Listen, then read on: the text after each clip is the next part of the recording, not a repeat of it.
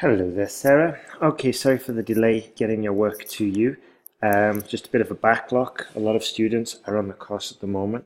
So anyway, let's have a look at your good essay.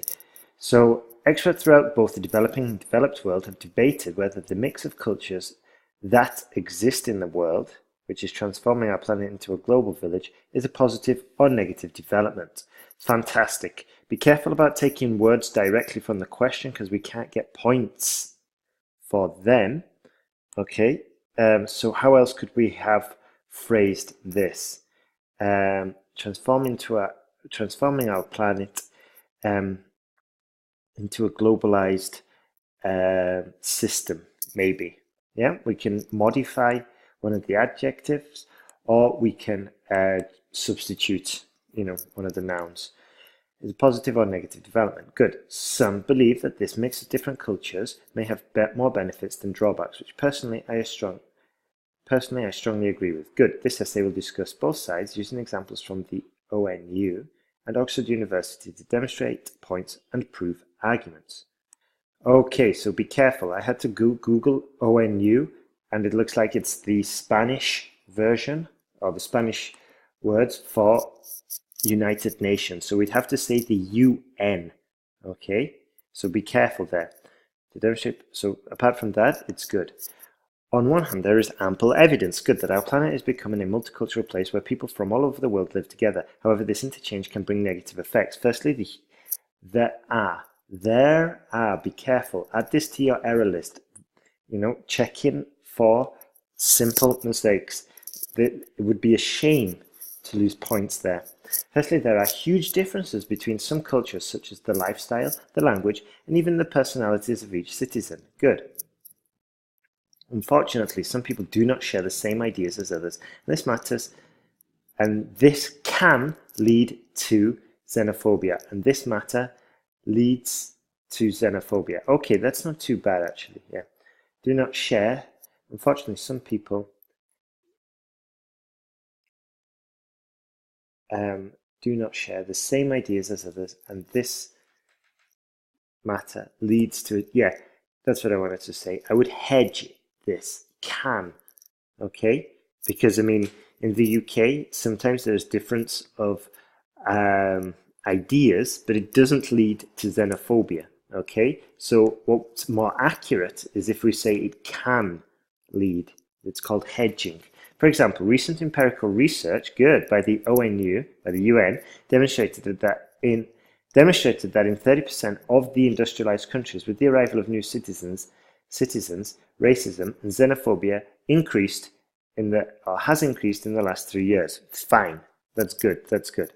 Therefore, it is conclusively clear, good, that if social problems between cultures do not change in the future, it would be a huge problem for the development of a country. Good. On the other hand, the mix of different cultures in the world can bring plenty of benefits to the citizens and to the country itself. This is largely because all citizens can enjoy all advantages that a new culture brings and get enriched with this and become enriched. Okay? Just to practice your use of enrich, research it online and then write me 5 sentences, okay? And I'll review those 5 sentences just so that we get up to date. We just get familiar with using enrich. Everyone enjoys visiting new places and learning from new cultures. In addition, activities such as tourism help considerably. It sounds better if you say considerably help. Yeah?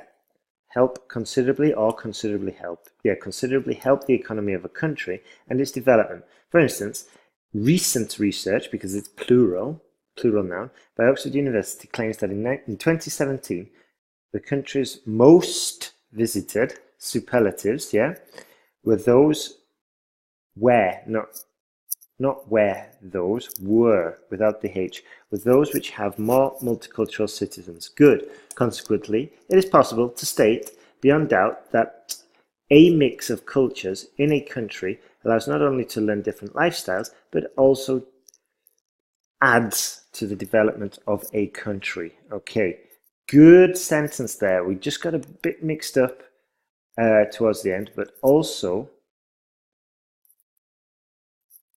yeah, not only to learn different lifestyles, but also learn different languages, but also different languages, okay?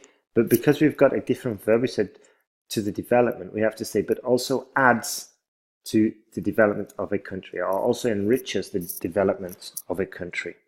To conclude, from the arguments and examples given, I firmly believe that the benefits presented are more relevant than the drawbacks. People should consider all the good things. Right, when we have some words like things and good, these are very basic words, like some of the first words you learn when you're learning English.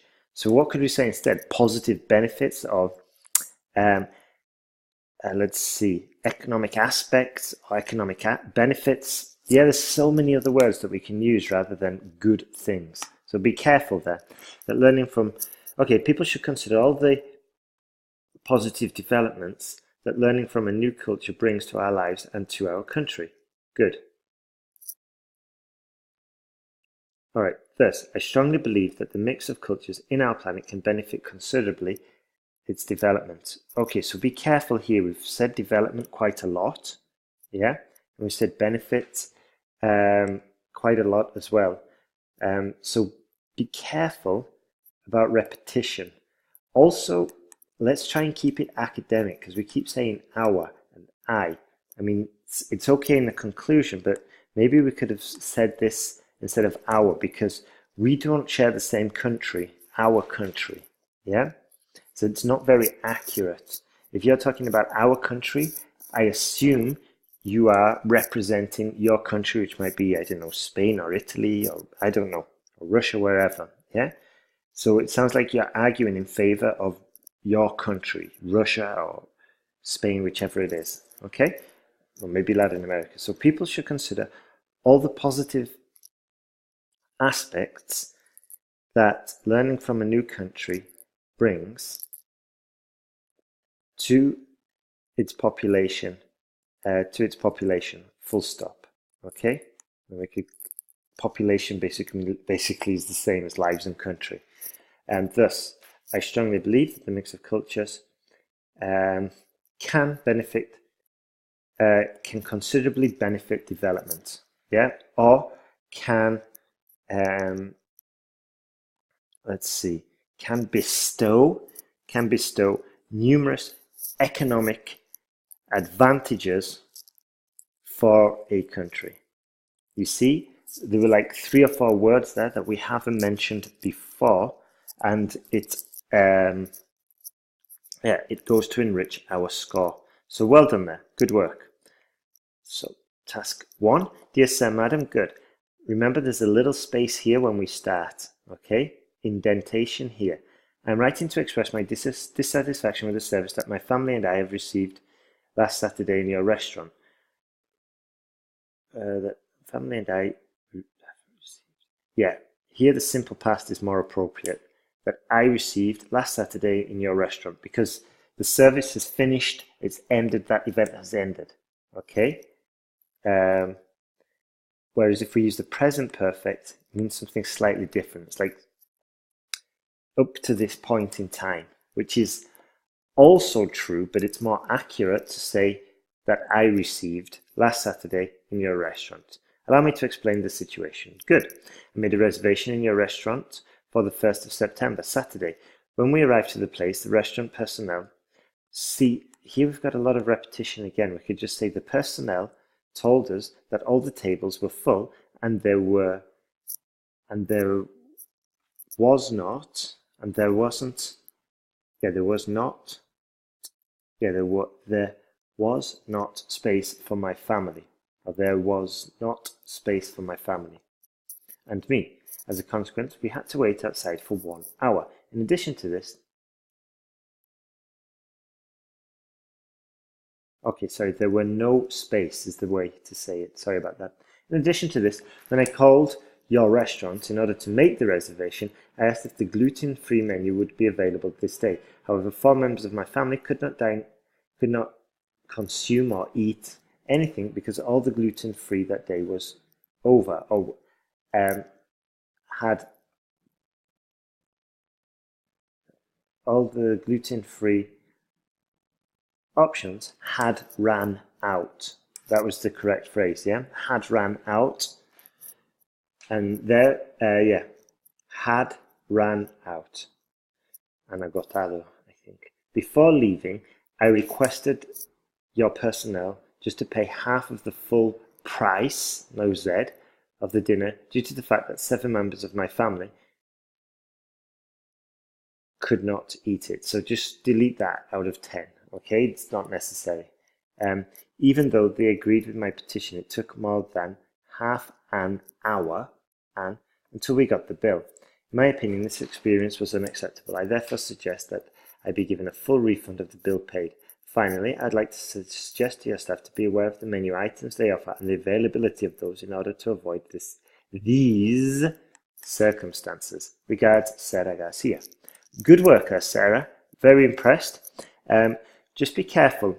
What I like to do after writing is just go through and check if I can eliminate any unnecessary words that aren't really going to get me points or that may have been repeated already and that we can assume the reader understands. So this is a good example. Yeah, I know we're talking about the personnel in the restaurant because we just mentioned it 2 seconds ago. So we don't need to repeat personnel again, okay? Also, we've already said it here. What could we say? I requested to your staff, yeah, to your waiters, to your hospitality staff. So be aware of repetition.